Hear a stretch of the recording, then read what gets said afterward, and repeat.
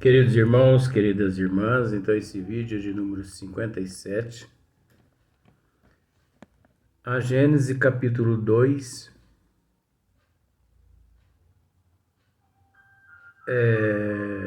hoje nós vamos começar um novo tema, a visão de Deus. Porque esse capítulo, o capítulo 2, ele é composto por 4 temas: existência de Deus, da natureza divina, a providência e também agora o último tema, a visão de Deus. Então, esse tema, ele é gostoso por demais. Na questão de número 31, Kardec diz assim: se Deus está em toda parte, por que não o vemos? Interrogação. Vê-lo-emos quando deixarmos a terra? Tais as perguntas que se formulam todos os dias. Mas é verdade mesmo, né? É verdade mesmo. Deixa eu arrumar essa bagunça. Eu deixo arrumar a bagunça, só vai gravar. Aí depois interfere na gravação. Interfere nada, né? Você me conhece, né? Sabe que eu sou assim mesmo. Se Deus está em toda parte, porque tem pessoas que dizem isso. Eu conheço pessoas assim. Conversando com algumas pessoas, às vezes as pessoas já me disseram isso. Se Deus está em toda parte, Luiz, por que nós, não o vemos? Por que nós não vemos Deus?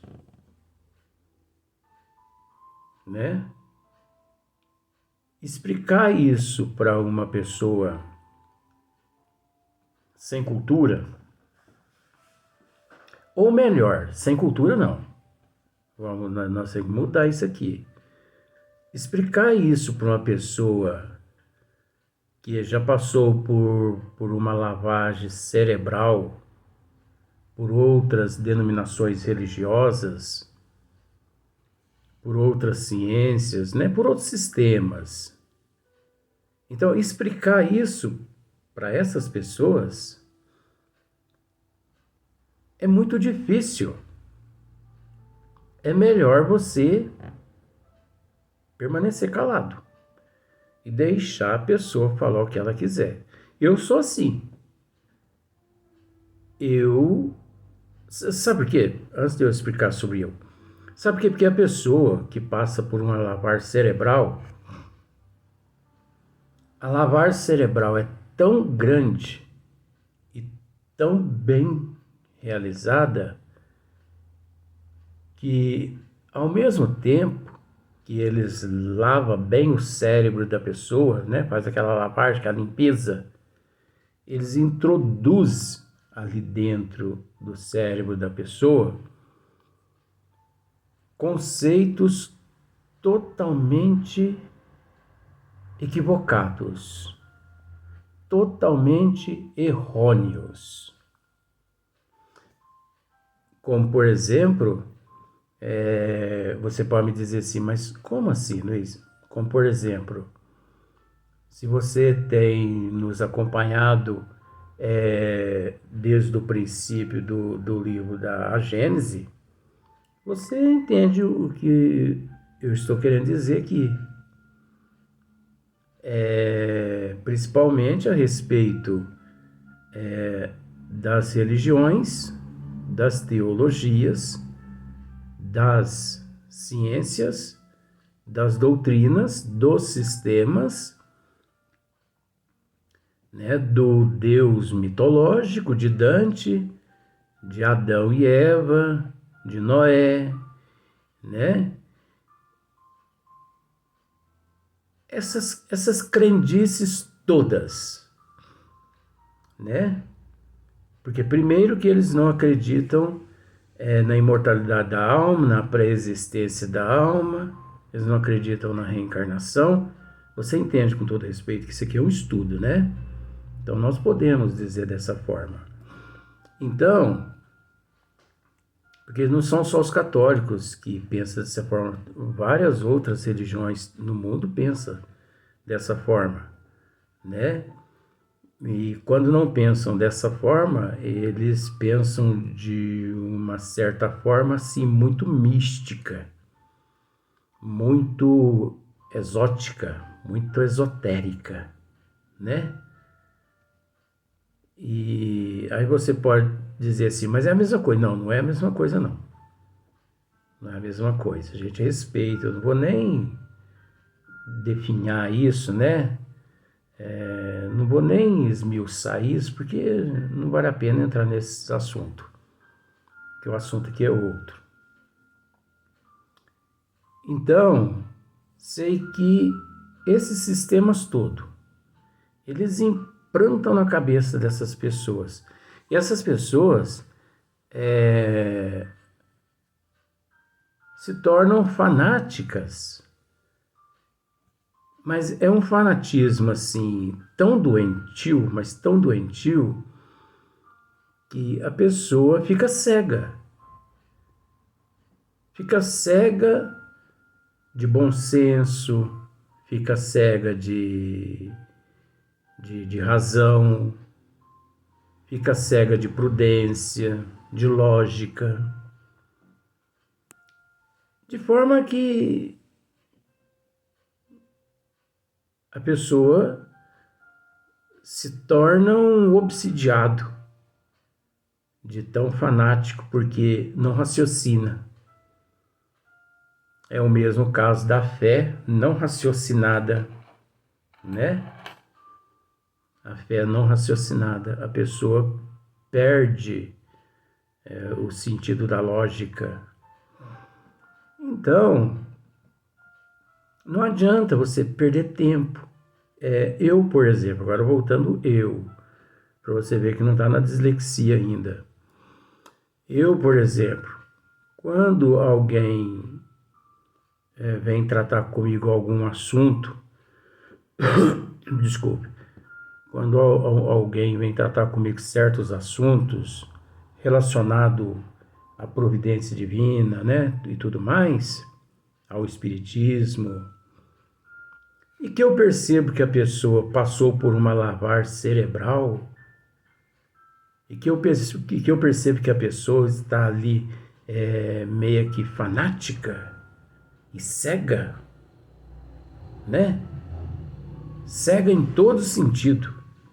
Porque não é só a cegueira do olho, a miopia dos olhos. É a miopia da alma.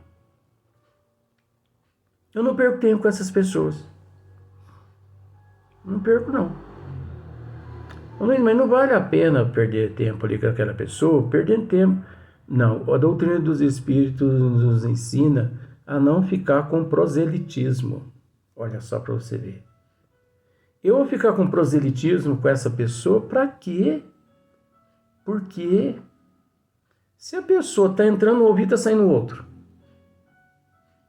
Ah, mas pelo menos você está dizendo, não, eu estou perdendo tempo. Porque ela ainda precisa, com todo respeito, ela ainda precisa viver naquelas condições, mais algumas décadas, às vezes até alguns séculos, alguns milênios, quem sabe?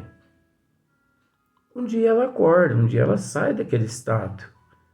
Ah, mas aí, se você fala, daqui 5.000 anos ela sai desse estado de miopia. Ela não vai ser bom para ela aquilo que você disse? Ora, gente, mas se entrou no ouvido e saiu no outro, é porque ela não registrou. Então eu perdi tempo. Então, quando você me vê esclarecendo as pessoas a respeito de algumas coisas que elas, assim, né, por gentileza, por bondade, elas, né, solicitam a minha, assim, né, meu ponto de vista, né, mas é lógico que meu ponto de vista é embasado na doutrina dos Espíritos, que eu não falo nada por minha conta própria, eu busco em Kardec primeiro. Mas você não devia buscar em Deus, buscar em Jesus e depois você pensar em Kardec? Equivoca-se quem pensa dessa forma. Eu vou te ensinar uma coisa com todo respeito, que eu aprendi com o professor. Nós nunca devemos procurar entender Deus antes de conhecer Jesus e antes de falar com Kardec. O que significa isso? Nós nunca conheceremos Jesus sem antes estudar tudo de Kardec. Kardec foi o ser, eu vou colocar aí no presente, Kardec é o ser porque eu podia colocar aí no passado. Eu vou colocar Kardec no presente para você ver. Eu sou tão apaixonado nesse Kardec que eu não coloco ele nem no passado, que o certo seria Kardec foi o ser. Não, eu vou colocar aí no presente. Kardec é o ser, é o único ser que melhor nos esclareceu e que nos esclarece a respeito de Jesus. Ninguém, nenhum outro mais nos esclarece a respeito de Jesus, tanto quanto Hipólito de Hondenizar Rivail, Allan Kardec. Tá. Então, para você conhecer Jesus, você tem que bater um papo com Kardec.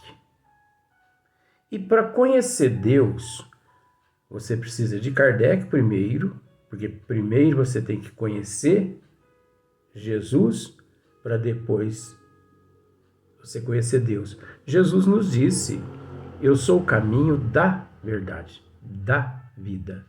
E ninguém vai ao Pai se não for através de mim. Com todo respeito. As pessoas que não raciocinam é que não pensam nessa hora como aqui nós pensamos. Eu sou o caminho da verdade e da vida.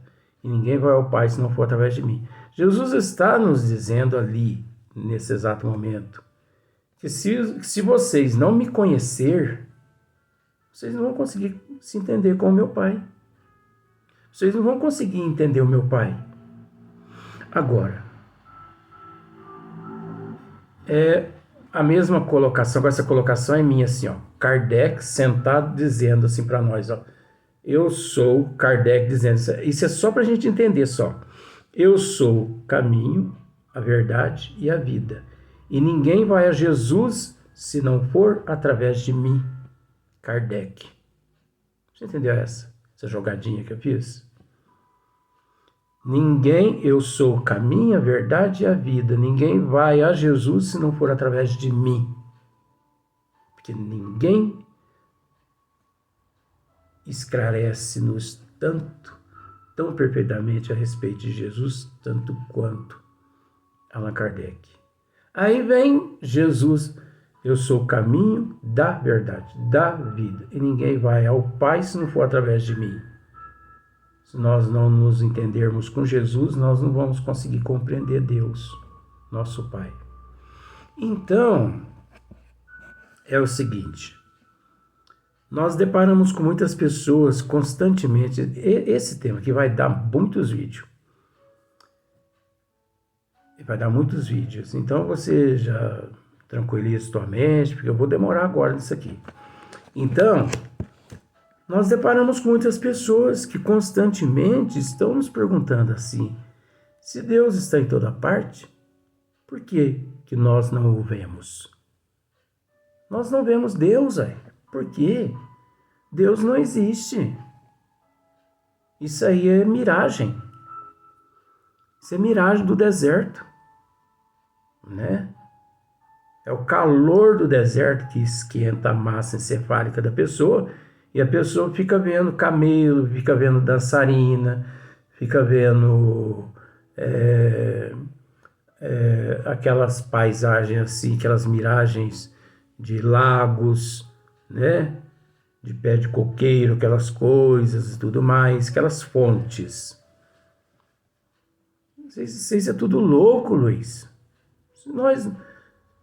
Se Deus está em toda parte, nós não. Eu, pelo menos, nunca vi Deus. Você tá ficando doido, não, Luiz?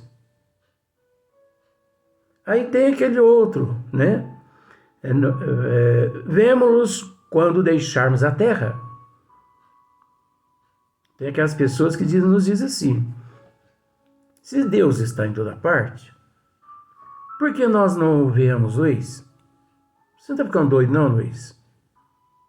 E tem aquele outro também que diz assim, ó, se nós, né, vemo-lo quando deixarmos a terra, quando eu desencarnar, Luiz, eu vou ver Deus. Quando eu desencarnar, eu vou ver Deus. Desculpe. Porque aqui no corpo físico eu não vejo Deus. Vocês, a doutrina dos Espíritos diz que Deus encontra-se em toda parte. Eu não vejo Deus aqui. Então, provavelmente, quando eu morrer, eu verei Deus.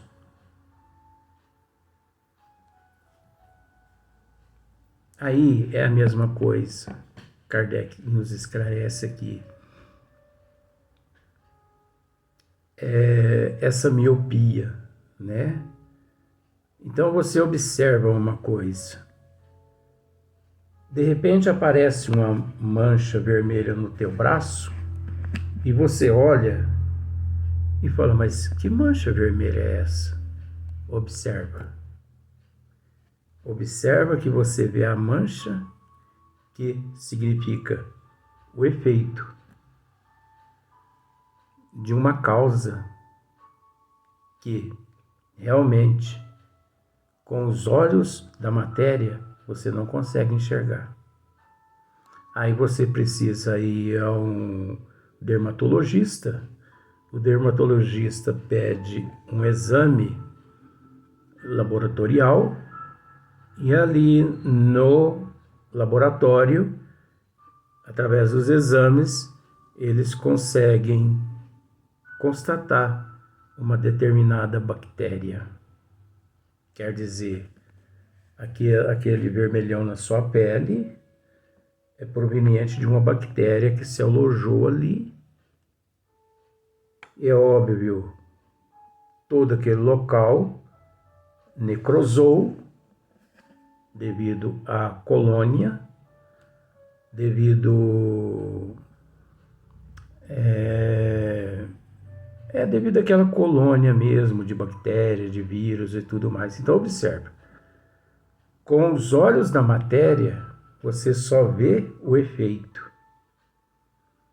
Com os olhos da alma você vê a causa. Não é? Então, nós vamos citar uma comparação que está aqui nessa leitura. Logo adiante nós vamos... Isso aqui não vai longe, gente. Por exemplo, aparece uma lepra no teu corpo. Vamos pensar, para não ficar muito ruim, aparece uma lepra no teu braço. Teu braço todinho fica naquela lepra, né? E fica aquelas escamas e tudo mais. E você vai ao dermatologista. Então você consegue ver apenas, aparentemente, a pele toda ali naquela forma de lepra, né? Aquela dermatite, aquela coisa assim.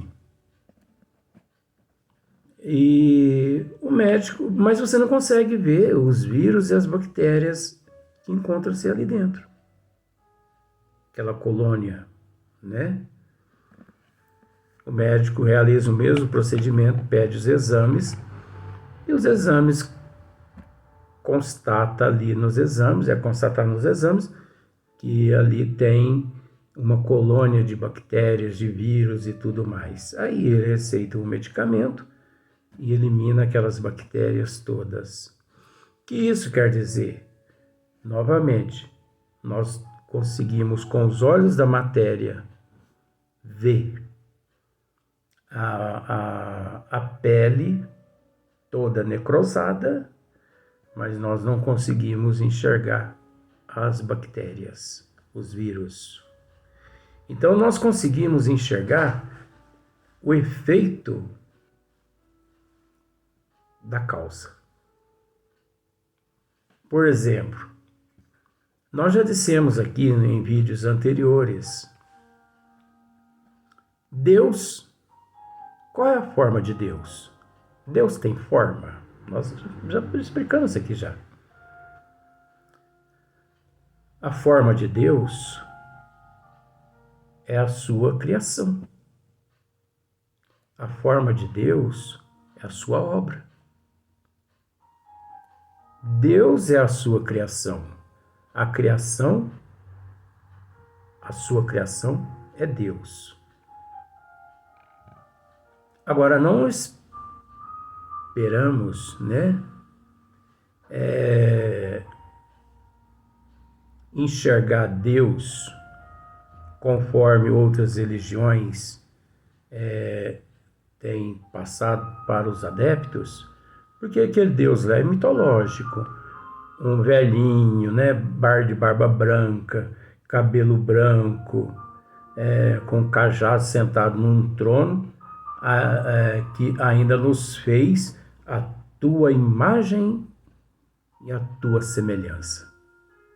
Como já dissemos, que Deus, muitos creem que Deus nos fez a imagem e semelhança dele. Isso é um absurdo, isso é uma papagaiada, isso não existe. Então, nós aqui no corpo físico, nós conseguimos ver Deus. Mesmo os insensíveis conseguem ver Deus. Mesmo os insensíveis. Mesmo aqueles que não creem em Deus, os incrédulos, conseguem ver Deus, porque tudo é obra de Deus. Queiramos ou não, tudo é obra de Deus. E é de extrema importância entender que todo efeito inteligente é proveniente de uma causa inteligente,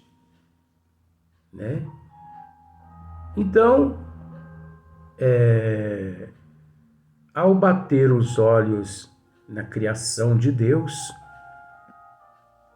em tudo que existe aqui na Terra, como nós já dissemos, na Gênesis aqui, o que não é obra do homem é obra de Deus, Mas até a obra do homem o princípio é obra de Deus, porque a matéria-prima ela é proveniente do fluido cósmico universal, oriundo do Criador, aurido do Criador, retirado pelos ministros e arquitetos sideral, que deu forma a todos aqueles elementos.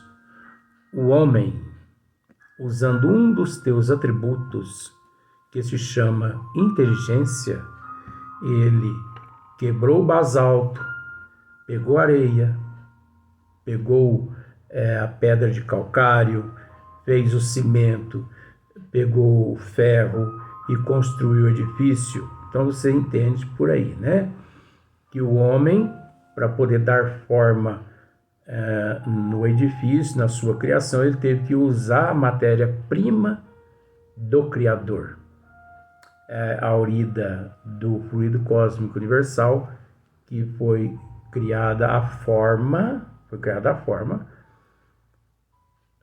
esta dada, fica melhor assim, pelos ministros e arquitetos sideral. Então, mas tudo bem, vamos partir por esse princípio aí. O que não é obra do homem é obra de Deus. Então, analisa só para você ver. Você acha que o homem ele é capaz de fabricar oxigênio para 8 bilhões de pessoas por toda a eternidade? Analise só para você ver. O homem ele é capaz de criar água, vamos usar esse termo, criar água para abastecer 8 bilhões de pessoas na Terra? Vamos falar de Terra, não vamos falar de outros planetas, não. Enfim, e mais outros 126 elementos, o qual é constituído o nosso organismo físico. Por exemplo, o homem ele é capaz de fabricar, construir uma flor e dar vida a essa flor,